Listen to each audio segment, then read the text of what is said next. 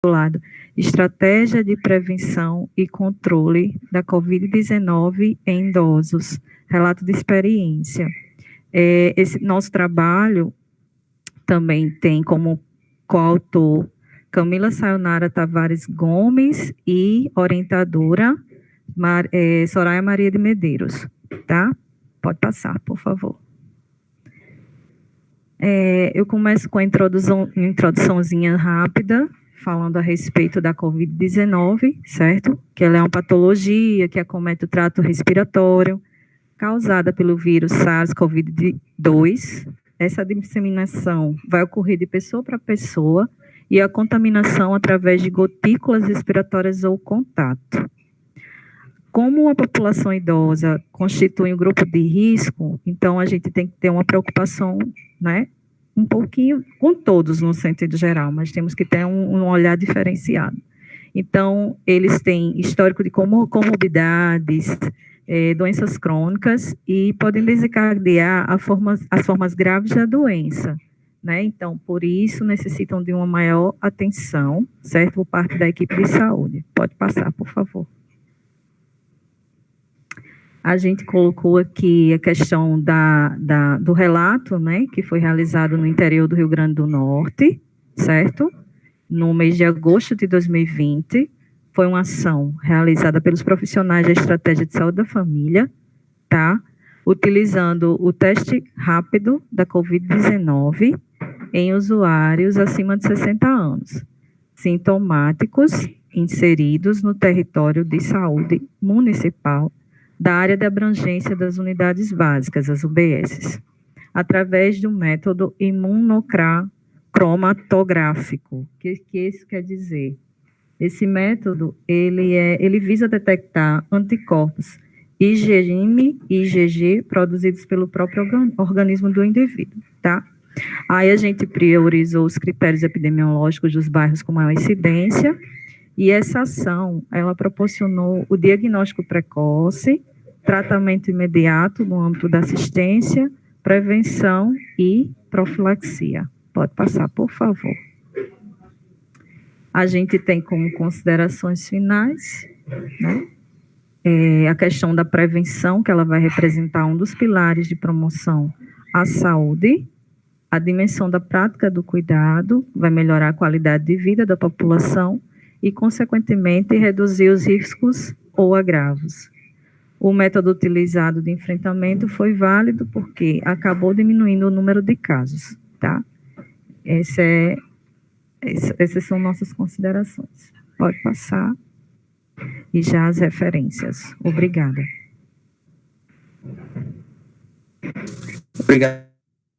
Acho que foi no tempo certo, né? Aí passo a palavra para a Tuane agora, para fazer as avaliações.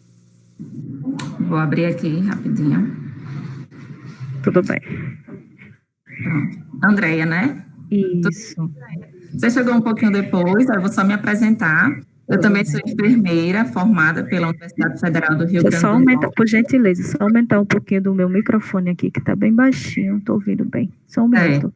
Depois que eu apresentei, foi que eu vi. Ah, tá. Aumentei. Pronto, perdão. Pronto, vou fechar. Tá. E aí eu também vi que outras pessoas entraram após, né? Após o início da sua apresentação. Então, eu me chamo Tuane, eu também sou enfermeira, sou formada pela CASA, pela Universidade Federal do Rio Grande do Norte. Atualmente, eu sou enfermeira residente no Hospital Onofre Lopes, né? Faço parte do Programa de Atenção à Saúde da Criança. E falando um pouco da sua apresentação, né? Um relato de experiência bastante válido, pertinente diante dessa pandemia que estamos vivenciando. O impacto que essa ação também traz para a população, que o local, né, de intervenção que vocês escolheram, atrelado às unidades básicas de saúde. E, assim, meu questionamento para você, foi só um dia essa ação? Ou foi uma semana? Foi um planejamento, assim, semanal, que vocês foram visitando as casas? Como foi que aconteceu essa ação? Se isso foi básica de saúde.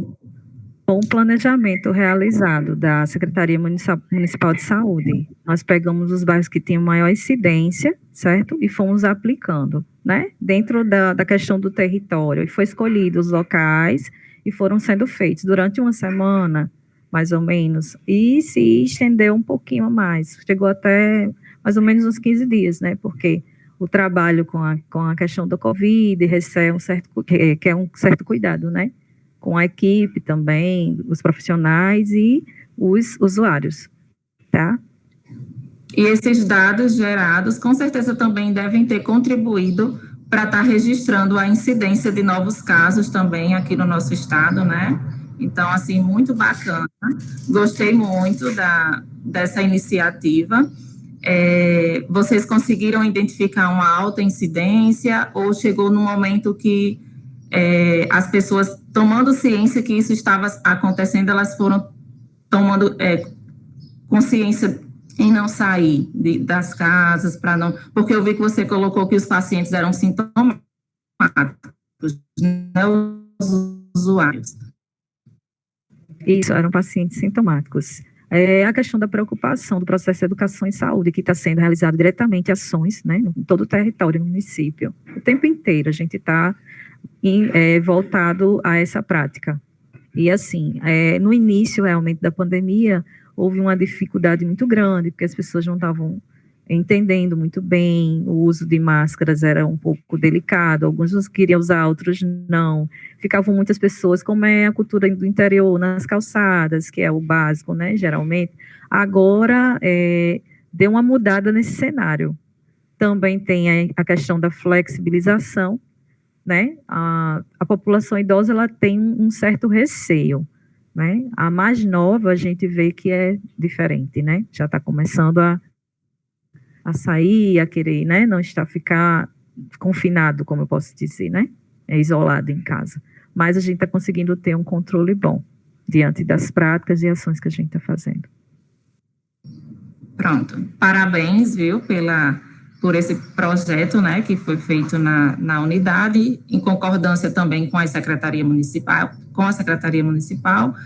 e que bom que trouxe um impacto positivo, que é o que a gente espera, né, diante de toda essa situação, para que tudo possa se resolver também, a gente acabar e poder voltar a um novo normal, né, porque não voltará a ser normal, será um novo normal.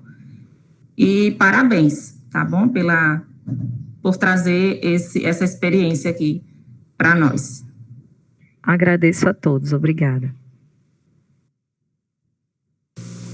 Obrigado, Andréia, pela participação. Um ótimo trabalho, né? Aí a gente pôde ver. Gente, eu esqueci de dar um aviso no início, mas a gente tá gravando, tá? As apresentações para que vocês vejam posterior. E também porque a gente vai elaborar um certificado de menção honrosa dos melhores trabalhos, sabe? Aí a gente tem que analisar a posteriori. Mas no mais é isso. Para quem chegou agora, meu nome é Alípio. Eu sou do Centro Acadêmico Josimar França e faço parte da equipe organizadora. E eu estou como mediador dessa manhã com vocês. No mais é isso. A próxima apresentação é de Maxwell Mendonça dos Santos. Maxwell, está presente?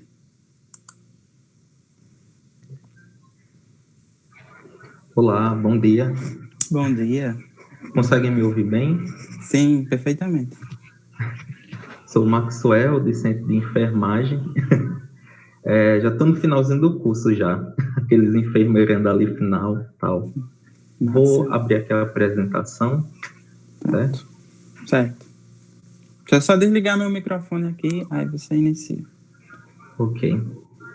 Yasmin, está cronometrando aí? Pronto.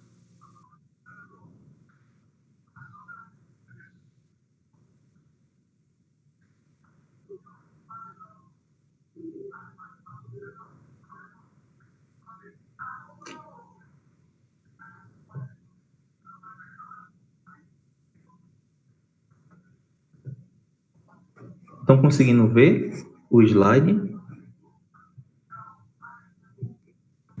Estamos. Pronto. Como já disse, eu me chamo Maxwell, né? e venho apresentar o trabalho que tem como título O Cuidar Criativo Remoto para Gestante em Tempos de Pandemia, um relato de experiência. Tive como colaboração nesse trabalho Cíntia de Sá, Dayara, Josaniele e Maria Luísa, e como orientadora Jéssica Nayara.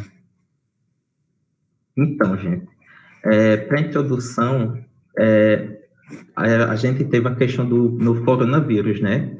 E com esse advento, né, do novo coronavírus, o SARS-CoV-2, que é o causador do Covid-19, teve bastantes alterações em todos os aspectos sociais, né, que a gente vivencia, institucionais, né? E uma dessas áreas que sofreu uma grande alteração foi essa questão dos métodos educacionais, né, que tiveram que se readequar neste ano nas formas de promover o ensino. E com isto, né, com o Covid-19, a gente teve a inclusão de gestantes e puérperas no mês de abril deste ano nos grupos de riscos participantes, né, dessas questões de infecções e agravamentos do Covid. Um dado que a gente tem com relação no Brasil, né, houve 124 óbitos maternos por Covid-19 no Brasil, até 18 de junho de 2020, desse ano, de um total que tinha sido registrado de 160 ocorrências em todo o mundo. Ou seja, isso equivalia aqui no Brasil a 77% das mortes maternas que tinham ocorrido no mundo até esse período. E, a partir disso, tem como objetivo a gente explicar essa questão do desenvolvimento de ações educativas do PET Saúde, interprofissionalidade do subgrupo de saúde da mulher, e de ações que a gente vem desenvolvendo de forma criativa para tentar levar essa promoção da saúde. O relato de experiência, a gente tem feito bastantes atividades, a gente tem encontros semanais, às vezes quinzenais, né, dependendo do período, que a gente realiza reunião para debate tanto teórico, de conhecimentos teóricos, como de criação de ferramentas, né?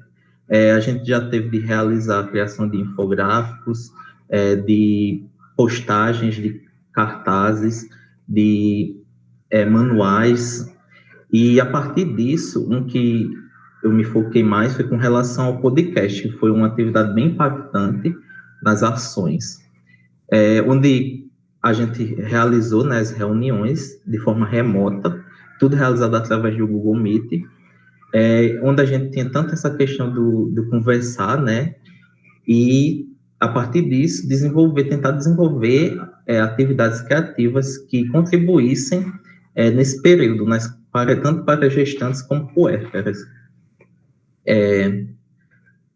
Nisso, o processo de criação a gente seguiu, né, na elaboração de um roteiro para o podcast. O podcast seria um mini áudio voltado com alguma informação ou tema que tem de conteúdo, que pode ser de conteúdo informativo, conteúdo jornalístico, né, no nosso caso seria informativo e educacional. E a partir dessa elaboração do roteiro, a gente realizou as gravações. As gravações foram feitas com os integrantes do PET Saúde, né, através do WhatsApp, e essas gravações foram encaminhadas para um editor, né, que foi editado no Audacity, na versão 2.4.2. No final, com essa edição, formou só um áudio, e que esse áudio se tornou, né, o podcast, que viria a ser o podcast.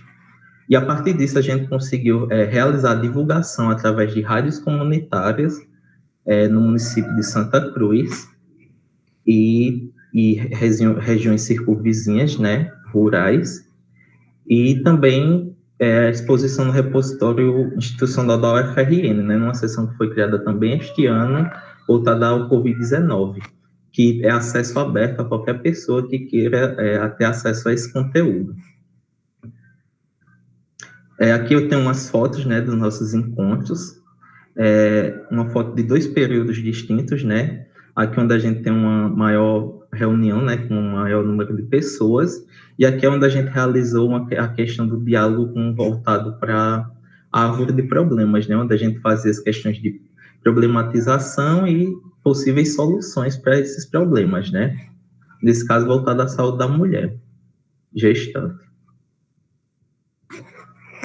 Considerações finais, né, a partir do que foi exposto, né, é evidente as adequações que vêm surgindo, tanto no ensino nessa promoção de saúde, né, nesses tempos de pandemia, que está sendo um aprendizado mútuo para todos nós, né, tanto para os discentes, para os docentes e profissionais da área, ou seja, é algo muito novo para todo mundo, todos nós estamos aprendendo. E o desenvolvimento do podcast em si, consigo trazer para a gente uma demanda criativa, né, de desenvolvimento tanto criativo, de trabalho em equipe e de aprendizado para esse cuidado em gestantes, trazendo sempre essa nova perspectiva, né, de divulgação de informação e de promoção da saúde. Tem algumas referências minhas e obrigado.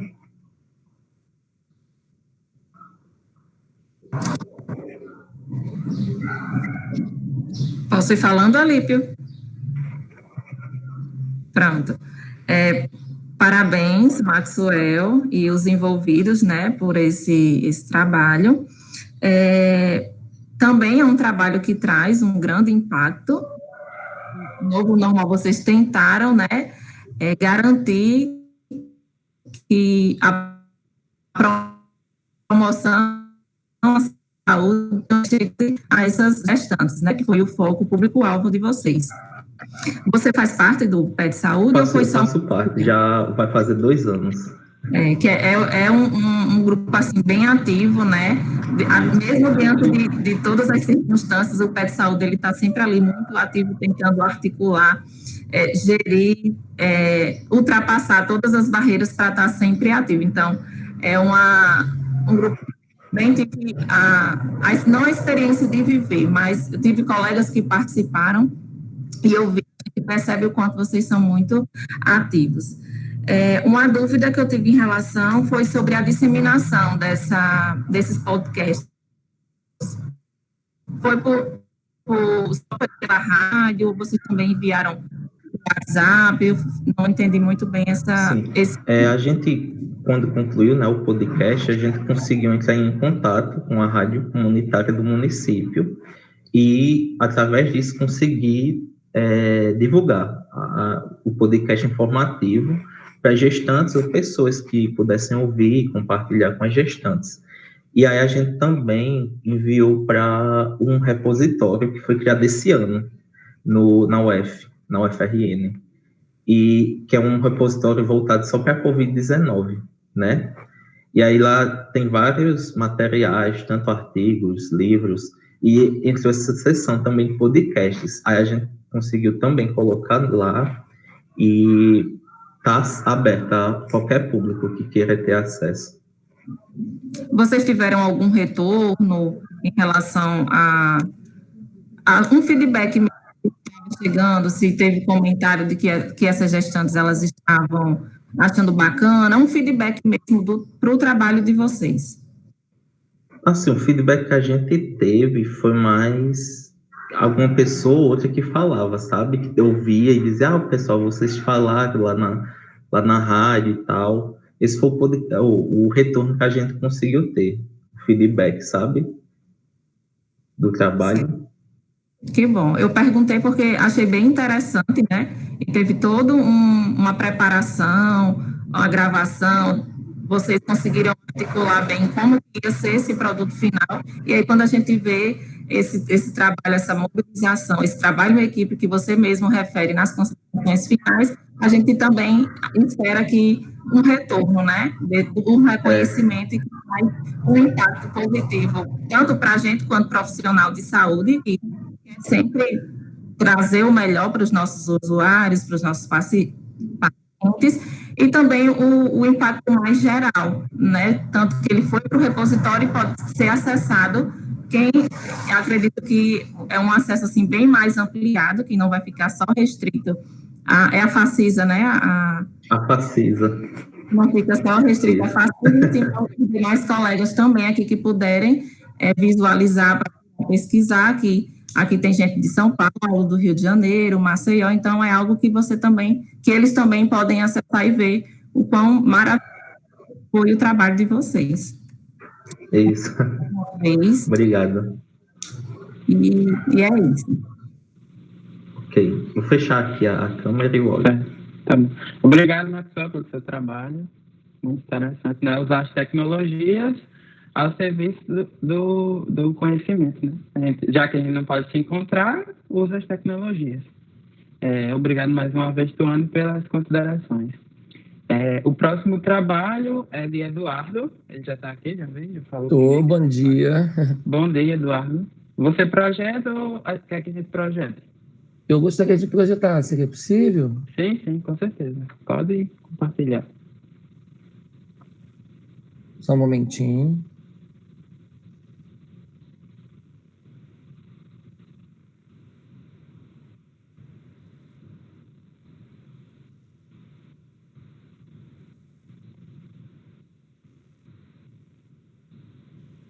Posso começar? Deixa eu só aparecer aqui. Apareceu para vocês?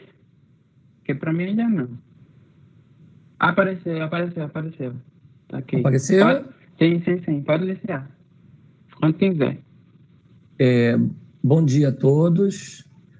Meu nome é Eduardo Lucas, eu sou enfermeiro, professor de atenção primária à saúde da Universidade Federal do Rio de Janeiro.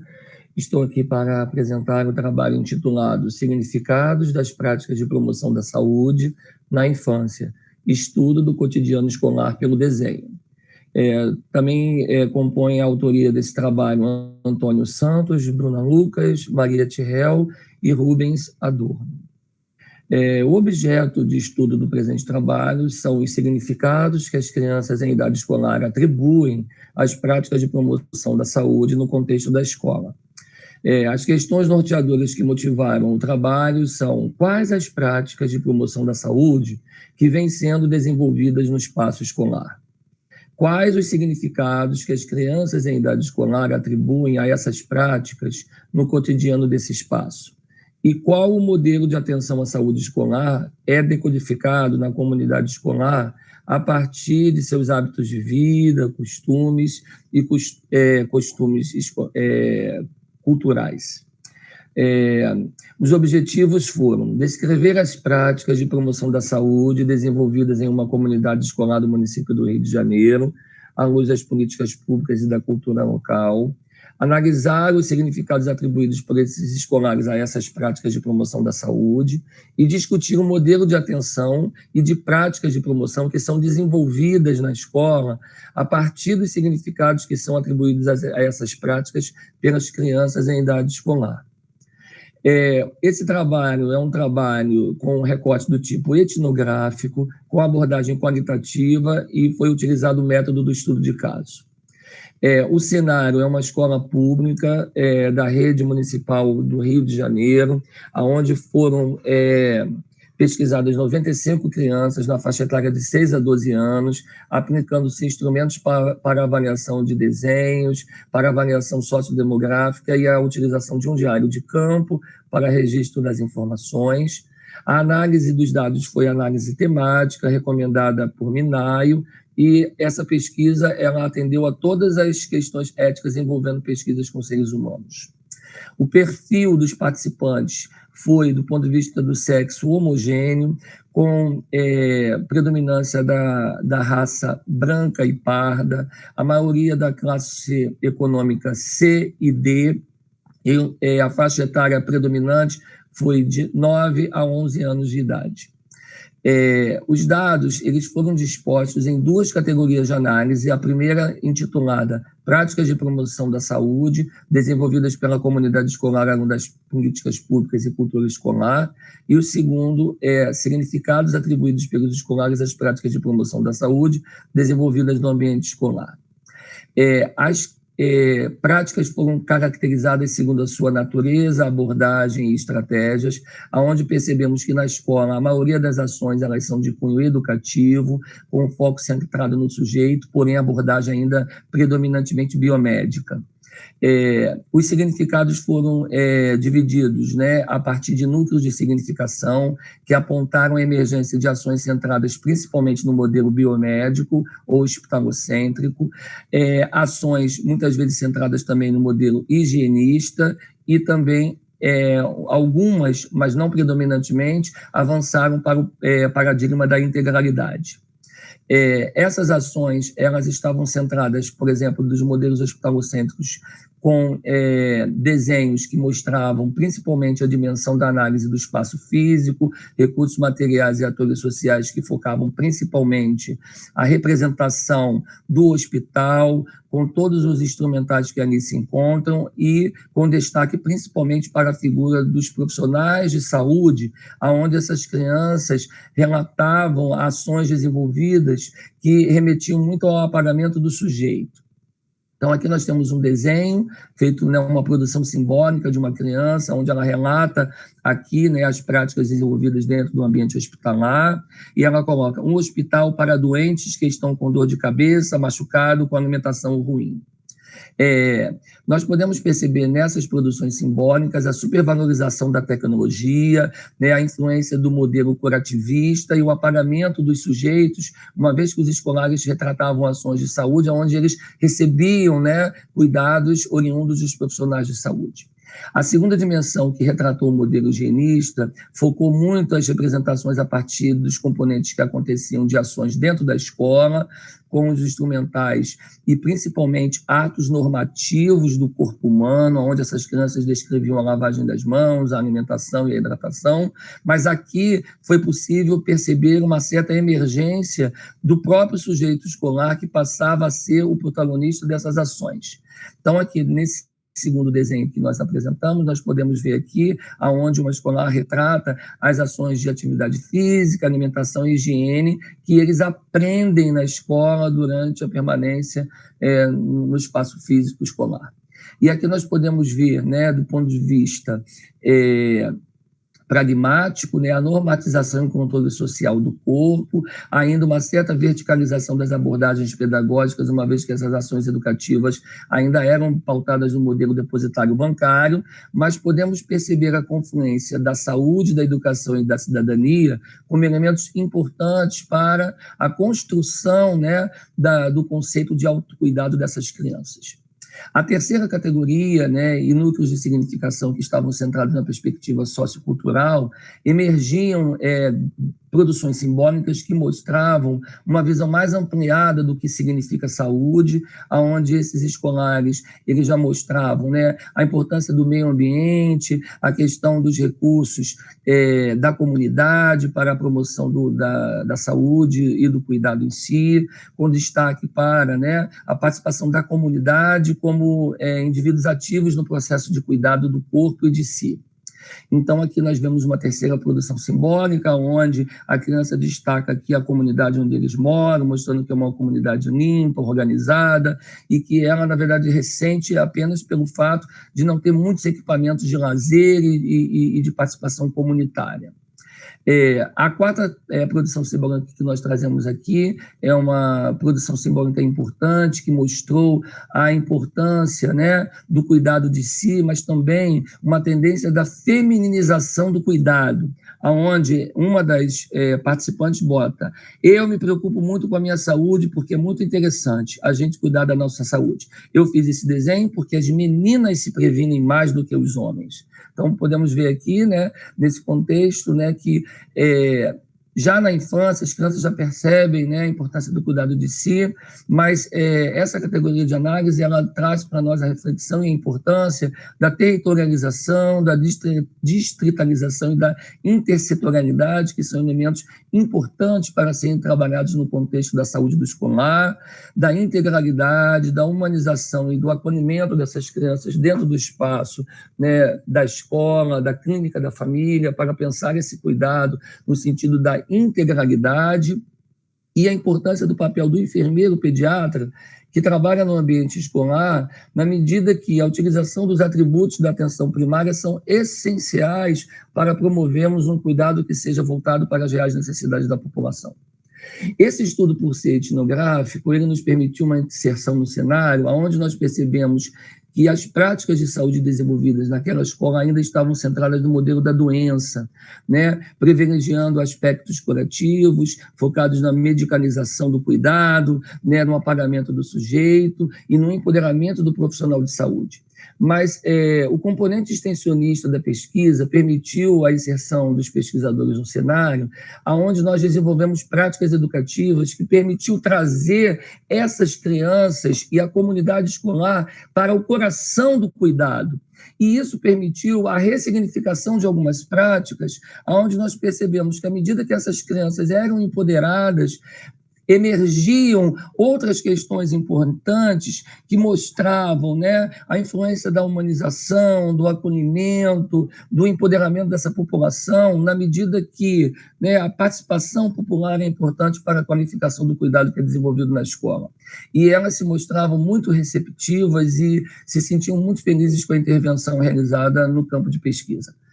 Aqui estão algumas referências que nós colocamos e eu gostaria de agradecer a oportunidade de participação no evento. Tuane? Oi. Eu tive que correr porque é uma pesquisa muito extensa, eu não sei se eu consegui colocar tudo. Com certeza. Parabéns, Eduardo, pela exposição, embora rápida, mas ficou até mais claro, depois que você falou, o que traz o seu resumo, né? Porque o resumo com poucos caracteres, acho que até foi uma dificuldade de ser colocado lá, tudo aquilo que você gostaria de repassar, né? E aí, quando eu li para poder fazer a avaliação, tinha sido até um ponto que eu iria fazer agora, mas você já me respondeu ao longo da sua apresentação, que era justamente quais eram essas práticas que estavam sendo incorporadas no ambiente escolar. Mas aí você falou, a partir, né, ficou para mim mais claro a questão da representação e da expressividade em desenho, a opinião do que aquelas crianças elas estavam percebendo e o que era trabalhado com ela e passado dentro do âmbito escolar. E aí, mas aí você já trouxe de forma assim bem clara, é uma pesquisa extensa, né, para ser abordada em pouco tempo, trazendo um resumo com poucos caracteres, mas você acabou que contemplou a pergunta que eu iria fazer e, de antemão, muito interessante, porque também puxa, né, para a minha área de especialidade, que seria o trabalho justamente com a área da assistência integral à saúde da criança. Então, é algo que a gente bate muito na tecla, a questão de não estar somente focado na doença, né, no modelo biomédico. E sim, a criança é algo, a atenção à saúde em si, ela perpassa isso. A gente não pode querer só focar na doença. E aí, quando trabalhamos com as crianças, nós pegamos também a sua família, trabalhamos com a família, com a criança. Então, é uma atenção mais integralizada, de fato, assim como também as novas políticas públicas, ela tenta também, né, tá ajustando e melhorando no serviço de saúde atualmente. Então, parabéns, um trabalho muito interessante. Adorei trabalhar essa questão da expressividade, de estar trazendo, né, o lúdico e a inocência, vamos dizer assim, das crianças, como elas enxergam, né, toda essa parte, todo esse trabalho que ele é realizado. E, assim, eu achei fantástico. Parabéns. Obrigado, Tuane. Acho que você conseguiu traduzir muito bem o espírito da equipe, é muito isso mesmo.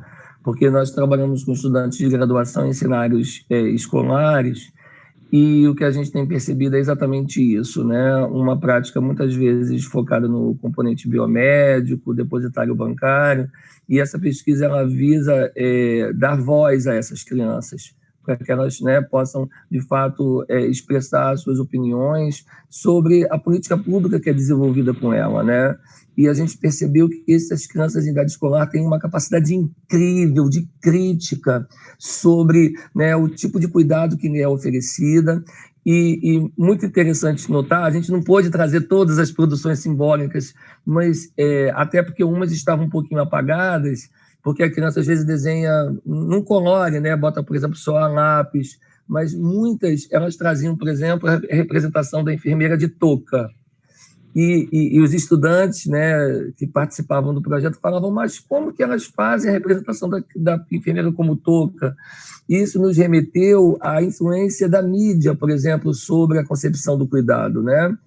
E como que essa medicalização da sociedade como um todo, muitas vezes, ela conduz as pessoas para um comportamento passivo diante do seu processo de cuidar e cuidado. Então, essa pesquisa ela trouxe luz a essa questão, né, no sentido de nós entendermos que é importante empoderar a comunidade escolar sobre as práticas de promoção de saúde que são desenvolvidas no território. Porque quando a gente pensa em atenção primária à saúde, né, a questão da abordagem familiar e comunitária é essencial para abordar a questão da saúde da criança. Então, você colocou uma questão muito importante, que é isso, né? É a gente trazer a criança, os pais, a escola, para o coração do cuidado, né? Para pensar essa integralidade no sentido mesmo de que eles são os protagonistas e nós somos apenas facilitadores desse processo. Então, eu queria agradecer muito a jornada e agradecer a você pela sua fala e dizer que eu estou muito feliz aqui de estar compartilhando com todos vocês aqui nessa manhã. Que bom, a gente que agradece. Sim, E é importante a gente enfatizar, né, que a criança ela também deve participar do processo de cuidado. A gente Verdade. pergunta sempre à família e a gente vai deixando ela ali de ladinho só agindo nela, sem deixar que ela se expresse, sem deixar que ela opine. Então, é muito importante a gente ter esse olhar para a criança. Não é porque ela é uma criança que ela não pode estar participando do processo ao qual está inerente a ela, que é para ela, né? Verdade. E nós, enquanto enfermeiros, temos um papel muito significativo para atuar nesse processo, não é verdade? Obrigada, Eduardo. Eu que agradeço. Obrigado, Eduardo, pelo excelente trabalho, né? Muito interessante mesmo. Vou fechar a câmera e o áudio, tá? Certo, Eduardo. Fica à vontade. O próximo trabalho é intitulado A Violência Doméstica contra Crianças e Adolescentes, a subnotificação e perspectiva da enfermagem. A autora é Alice Antunes de Carvalho. Tá por aí? Olá, bom dia. Oi, Alice. Bom dia. Irei projetar aqui. Tá certo. Você tem de 5 a 8 minutos, tá bom? Tá bem. Todos conseguem ver? Sim. Bom, eu me chamo Alicia, eu sou acadêmica de enfermagem da Universidade Federal de Alagoas, em Maceió, e o trabalho teve como colaboração Elisa, Isla, Natália e Hilary, também acadêmicas de enfermagem da UFAL, e teve como professora orientadora a professora Daniele, lá da Escola de Enfermagem. O trabalho ele é intitulado A Violência Doméstica contra Crianças e Adolescentes e a Subnotificação, Perspectiva da Enfermagem. Bom, o Estatuto da Criança e do Adolescente, o ECA, de 1990, ele institucionaliza a proteção integral às crianças e os adolescentes, sobretudo em caso de violência. Mas, devido às questões sociais, essas agressões elas são normalmente de caráter doméstico, o que acaba dificultando o cuidado em saúde dos profissionais da enfermagem diante dessa situação. E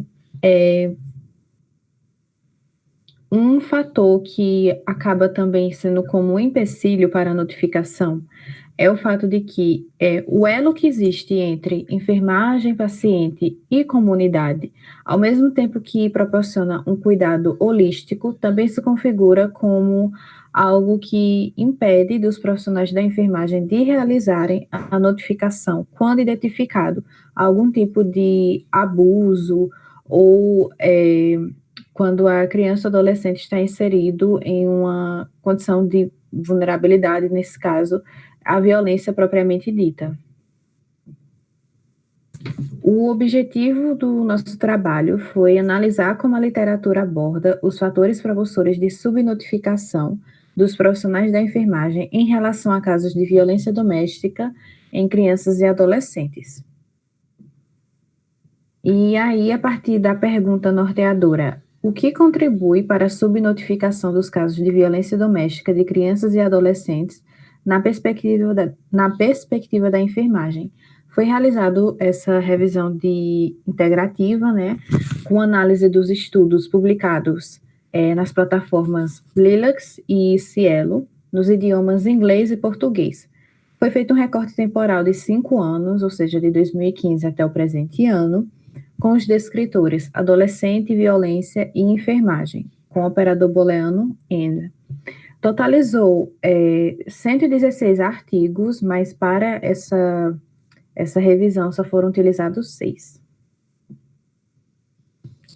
Bom, a vivência em um ambiente violento, que pode ser de natureza física, sexual ou psicológica, acaba comprometendo o desenvolvimento de crianças e adolescentes.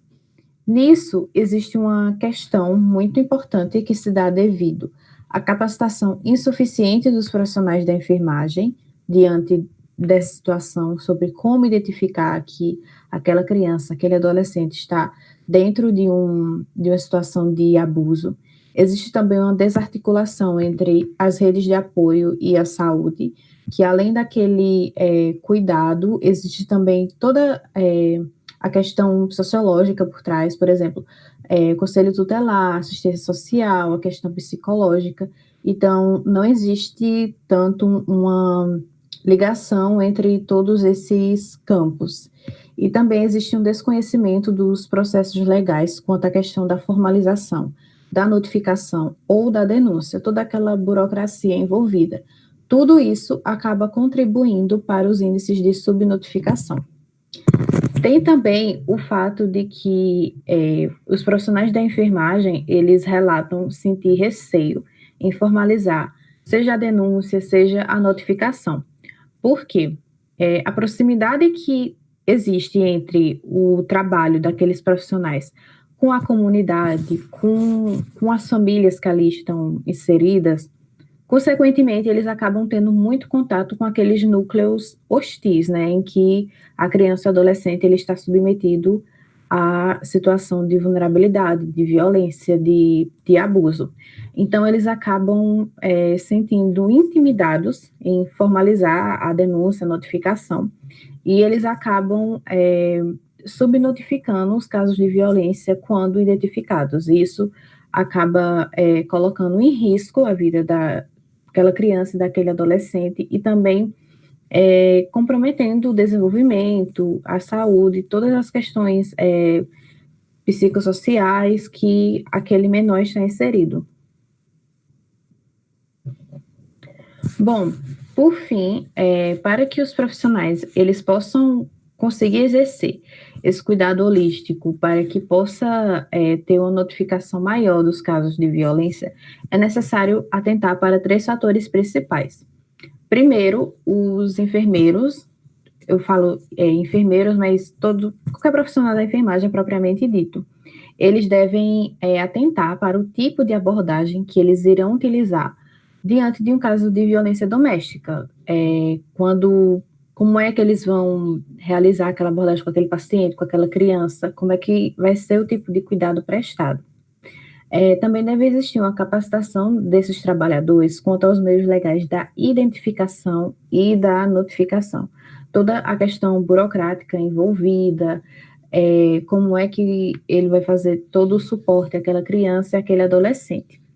E também deve existir uma melhor articulação entre as redes de apoio à saúde, que, como eu citei, a questão do conselho tutelar, a questão da assistência social, a questão psicológica, para que, além daquele meio, você possa ter todo o suporte legal e psicológico para aquela criança e para aquele adolescente. E é isso, essas foram as referências utilizadas e muito obrigada.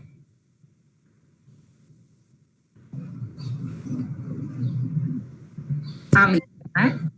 Bom, comentando um pouquinho, né, do seu trabalho, dessa revisão, eu achei, assim, muito interessante, porque semana passada nós vivenciamos, né, no hospital universitário, um caso de uma criança que estava em risco social.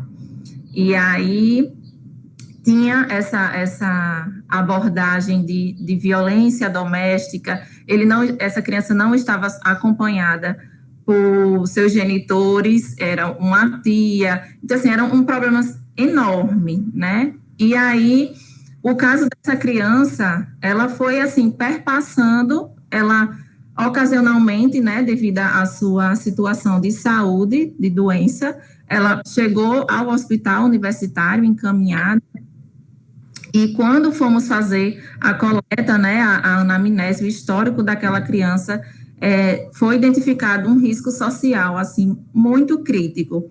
E realizada a visita multiprofissional, a reunião multiprofissional, foi chegada à conclusão que precisaria, inclusive, além de acionar o Conselho Tutelar, acionar o Ministério Público. Então, assim, a gente vê que não é algo tão distante. Eu pude vivenciar. Quando eu li o seu trabalho, eu fiz, meu Deus, a gente está vivendo isso com a criança lá no hospital. Então, para a gente ver o quanto é importante e o quanto a enfermagem, eu acho que também tem muito do desconhecimento mesmo, do funcionamento das redes de atenção, né? Como é que eu posso dizer? A desarticulação. Porque a gente também sabe que a equipe, ela também tem que estar, a própria unidade de saúde, por exemplo, ela tem que estar articulada ao CRAS, tem a questão do CREAS, que já é o serviço hospitalizado, a gente costuma dizer que o CRAS, ele é a nossa atenção básica, né, na assistência social, e o CREAS já é um serviço, como é um serviço especializado, já seria o nosso hospital, ali a média complexidade, e o Ministério Público já seria a nossa UTI.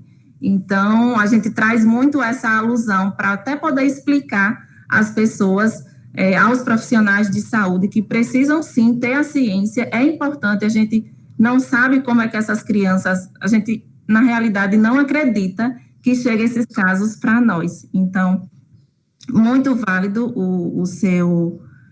a sua pesquisa, né? A questão, existe sim talvez não seria nem a capacitação em si, mas o desconhecimento dos profissionais. Então, vocês como graduandos de enfermagem, enfermeiros, ter um pouco se aproximar um pouco mais dessa questão social, porque uma criança com risco social, assim, eminente, na nossa frente, e a gente também fica sem saber, às vezes, como manejar. E aí,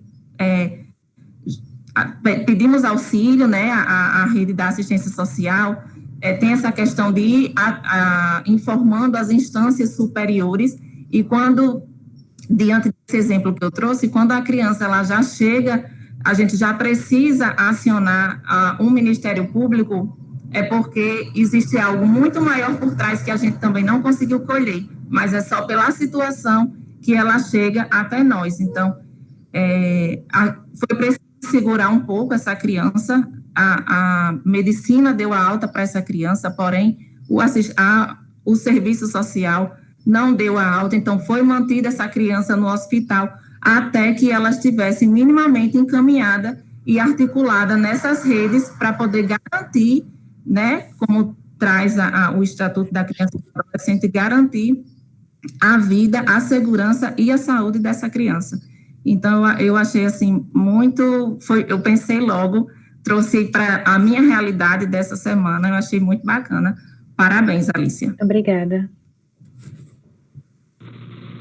Parabéns, Alicia, e obrigado mais uma vez. Obrigada. Trabalho excelente. O próximo trabalho é de Sofia Selfis. É assim que pronuncia, Sofia? Isso, Selfis. Pronto, é você. Teleconsulta, estratégia em enfermagem e reabilitação durante a pandemia de Covid-19. Você projeta ou o que é que a gente projeta? Acho que eu vou tentar projetar aqui, se não der certo. Certo. Pode ser. Fica à vontade. Será que já está aparecendo? Está aparecendo? Ainda não. Não? Não.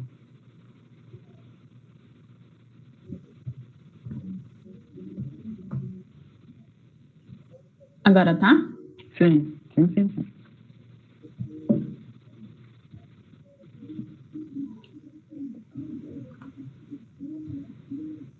Ai, calma, eu tô tentando... isso. Opa. Pode iniciar, quando quiser. Ai, só um momento que eu estou tentando começar do início. Vou começar então, tá? Certo. Bom, bom dia, meu nome é Sofia. Esse relato está intitulado Teleconsulta, Estratégia de Enfermagem e Reabilitação durante a pandemia de Covid-19, junto com os meus colegas de ambulatório e orientado pela professora da Universidade Federal de São Carlos. Bom, com o passar do tempo, o desenvolvimento tecnológico e científico proporcionou melhoria na assistência em saúde e aumento da expectativa de vida. Assim, a necessidade de cuidados em reabilitação estão cada vez mais frequentes devido ao número de pessoas com comorbidades e incapacidades que acometem ao longo do ciclo da vida.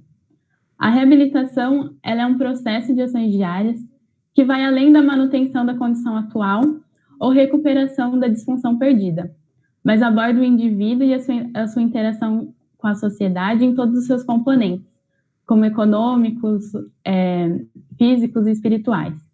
Ela tem como objetivo a maior autonomia e o autocuidado, de forma a proporcionar a melhor qualidade de vida. Assim, o sucesso da reabilitação depende do usuário, da equipe interdisciplinar, da família, do cuidador, da sociedade. Com o avanço da pandemia de Covid-19 no Brasil, e com o objetivo de preservar a saúde do profissional e do usuário, foi autorizada a teleconsulta de enfermagem por meio da resolução do COFEN 0634/2020, desde que seja respeitado o Código de Ética Profissional e tendo consentimento do usuário por meio de um termo ou do seu representante legal. Além disso, também são obrigatórios registros eletrônicos com identificação, dados do paciente, plano de cuidados, data, hora, entre outros. A teleenfermagem ela é um descritor antigo e está em ascendência. É possível destacar os benefícios da teleenfermagem, como a possibilidade do enfermeiro poder gerir o cuidado por meio de prontuários eletrônicos, possibilitar o acesso a consultas de básica a especializadas, expandindo o cuidado para áreas rurais, distantes ou pouco povoadas, a redução dos custos do cuidado em saúde, e também foi identificado a melhora da adesão e conforto do paciente. Esse relato de caso se refere às vivências acadêmicas de ensino, pesquisa e extensão, destinada à assistência interdisciplinar do cuidador e do usuário do processo de reabilitação com disfunções miccionais e intestinais do projeto de extensão denominado Reabilitação Neuropsicomotora, Estratégias Interdisciplinares para Autonomia e Autocuidado ao longo do ciclo da vida, que ocorre na Unidade de Saúde Escola, localizada na Universidade Federal de São Carlos, localizada em São Carlos, São Paulo. É coordenado por uma docente do Departamento de Enfermagem e tem ações de 12 graduandos em enfermagem. O ambulatório se iniciou em agosto de 2018 e mantém atendimentos interdisciplinares com a fisioterapia musculoesquelética e com a medicina nefropediátrica. Nós já atendemos entre a faixa etária de 8 meses a 82 anos, e hoje, devido à pandemia, as ações estão sendo remotamente. Assim, nós transportamos os nossos instrumentos de coleta de dados, desenvolvemos protocolos de manejo clínico para poder padronizar os atendimentos, e, além disso, elaboramos também um manual de enfermagem aos usuários, que aborda desde a fisiologia do sistema urinário até orientações gerais e procedimentos. Também foram gravados 2 vídeos na unidade de simulação da universidade, realizando as técnicas do cateterismo urinário feminino e masculino, a técnica correta de higienização das mãos e manobras não invasivas, como a manobra intestinal, e esses são disponibilizados de acordo com a demanda de cada usuário. As orientações no ambulatório são voltadas principalmente como autocuidado, alimentação, o cateterismo, a ingesta hídrica, sexualidade, entre outros. De junho até o momento, foram realizadas 24 teleconsultas e atendidos 19 usuários. com seus respectivos cuidadores por meio do aplicativo de celular WhatsApp, pela plataforma Google Meet ou por meio de ligação telefônica. Considerações finais. Com isso, né, mesmo no momento da pandemia, a vivência das teleconsultas, ela permitiu, né, nós graduandos e os profissionais, que a gente aprimorasse as estratégias de abordagem aos usuários, adaptassem e desenvolvessem no uso da tecnologia e ver as fragilidades que ela apresenta, vivenciar os atendimentos interdisciplinares e presenciar a importância da consulta de enfermagem e a manutenção dela, principalmente no âmbito da reabilitação, para melhor qualidade de vida dos usuários e dos seus cuidadores. Eu agradeço. Aqui está o meu e-mail e as redes sociais do nosso ambulatório. E aqui estão as referências.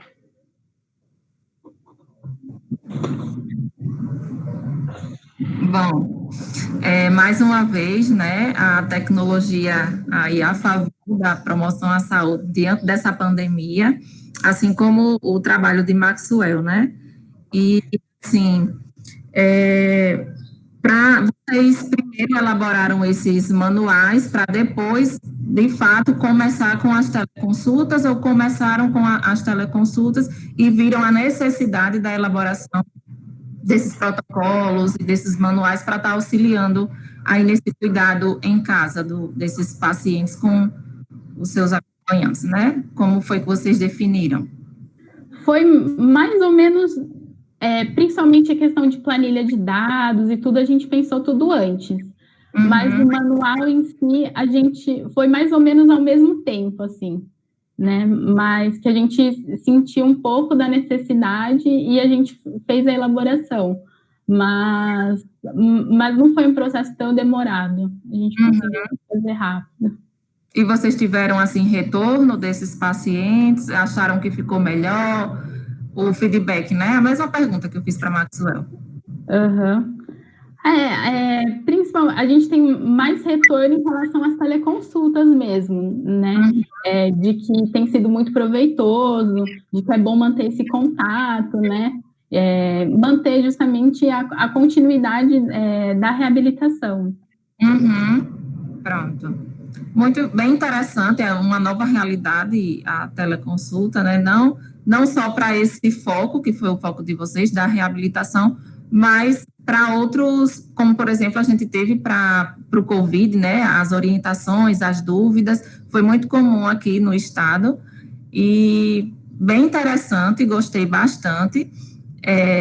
Eu tinha entendido como se tinha sido uma demanda desses pacientes, a elaboração desses protocolos e manuais, mas aí também tem a questão de que eles já vinham também em acompanhamento. Então, previamente já se conhecia os pacientes que estavam precisando daquela determinada orientação, por exemplo, do cateterismo vesical, de alívio, enfim. Parabéns, Sofia, muito interessante. E esse projeto ainda continua ou meio que voltando ao normal no seu estado? Então, esse projeto ele já existia, né? Como você falou, nós já conhecíamos os pacientes, mas nós também estamos recebendo pacientes novos, então temos pacientes que nós estamos conhecendo por teleconsulta, e também está sendo muito, muito legal essa experiência.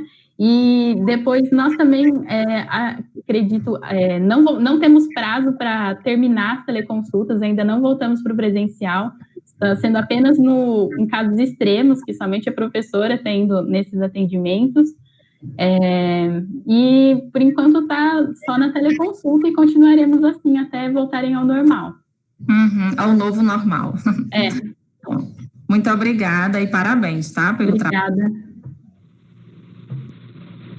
Obrigado, Sofia. Excelente trabalho, né? Muito interessante. Sofia, foi o último trabalho dessa manhã, então dou por encerrado essa manhã de avaliação.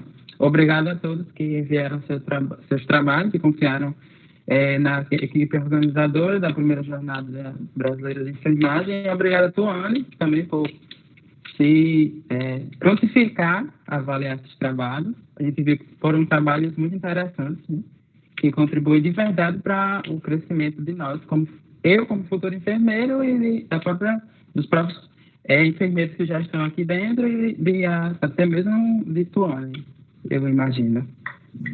Eu que agradeço a participação, o empenho, né, de todos. É sempre bom a gente também ter essas outras perspectivas, a gente se inteira mais, se informa mais, e não deixa de ser uma linha de mão dupla, né, para o conhecimento. E o conhecimento, ele é infindável, né, infinito. Sempre tem algo que vai contribuir para o nosso crescimento pessoal, profissional. Então, estou muito feliz com esse momento aqui. Foi uma oportunidade única, bastante interessante e diferente, né, diante das câmeras, tendo essa distância, mas que deu tudo certo. Parabéns a todos, obrigada pelo convite, Alípio, e estou à disposição. Obrigado mais uma vez.